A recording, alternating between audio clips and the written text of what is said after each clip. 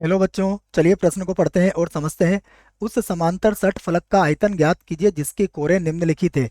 और हमें इसके कोरे के सदिश दिए हुए हैं, सदिश ए, सदिश बी और सदिश सी। ये तीन कोरे समांतर षट फलक की हमें दी गई है। प्रश्न को हल करने से पहले प्रश्न के लिए मुख्य अवधारणा लिख लेते हैं। तो प्रश्न के लिए मुख्य अवधारणा जिसकी सहायता से हम इस प्रश्न को हल करेंगे। मुख्य अवधारणा में है समांतर षट फलक का आयतन ज्ञात करने का सूत्र को हम यहाँ पर लिखेंगे। मैं लिख देता हूँ समांतर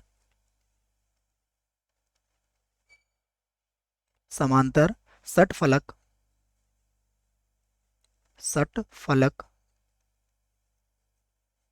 का आयतन।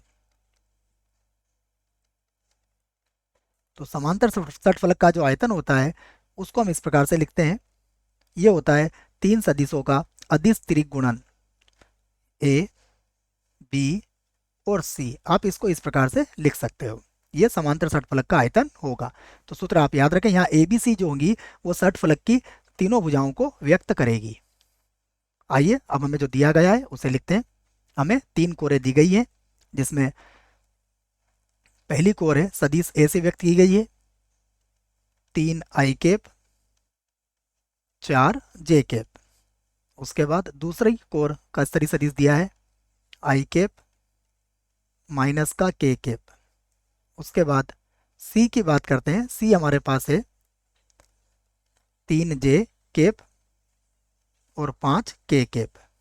अब हम लिख सकते हैं समांतर षट फलक का आयतन। यहाँ लिख देता हूं मैं समांतर षट फलक का आयतन। समांतर षट फलक का आयतन जिसका सूत्र हमने मुख्य अवधारणा में भी लिख लिया है। इसे मैं एक बार और लिख देता हूं। ये ए, बी और सी इस प्रकार से होता है। इसको आप ऐसा भी लिख सकते हो, ए सदिश और डॉट बी सदिश क्रॉस सी सदिश। दोनों प्रकार से इसको लिखा जा सकता है।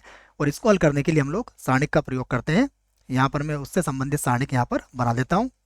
ये होती है आई कैप, जगह बिल्कुल नहीं है बच्चों, हम इसको यहाँ से मिटा देते हैं, इधर बना लेते हैं। आइए इस सारणिक को यहाँ बनाते हैं। तो बराबर इसकी जो सारणिक होती है उसको हम इस प्रकार से लिखते हैं आई कैप, जे कैप और के कैप।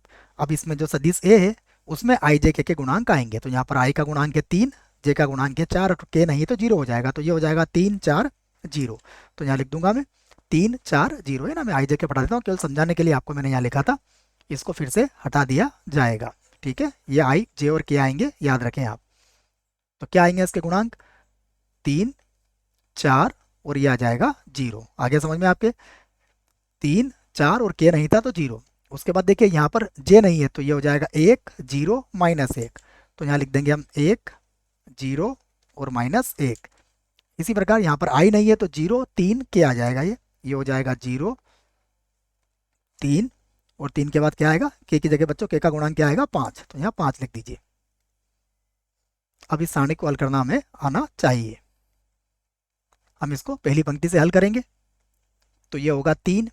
अब 3 की सीध में पंक्ति और स्तंभ को हटा देंगे और इसे हल कर लेंगे। तो 0 का 5 से गुणा करेंगे तो 0, 3 का -1 से गुणा करेंगे तो -3 और इसका चिन्ह बदल जाएगा तो ये प्लस का 3 हो जाएगा। अब -4 की बात करेंगे तो -4 के लिए देखिए ये पंक्ति और ये स्तंभ हटा देंगे हम। जो बचेगा वो क्या बचेगा, 1 -1 0 5। जब इसको हल करेंगे तो 1 का 5 से गुणा करेंगे तो 5 आएगा और इधर 0 आ जाएगा। अब हम इसका अगला अवयव ले लेंगे। देखिए 0, तो 0 से गुणा करेंगे तो कोई फर्क पड़ेगा ही नहीं, इसलिए हम इस पे सीधे ही यहाँ पर 0 लिख सकते हैं। अब हल कर लेते हैं इसे। तो क्या मिलेगा, ये 3 का 3 से गुणा करेंगे तो ये आ जाएगा 9, 4 का 5 से गुणा करेंगे तो ये हो जाएगा -20 और बराबर कितना आ जाएगा, देखिए ये हो जाएगा -11। हमें पता है ये आयतन की बात है तो आयतन क्या आएगा, आयतन में हमें संख्यात्मक मान ही लेना पड़ेगा। तो ये हो जाएगा 11 और यहाँ पर लिखेंगे हम घन इकाई।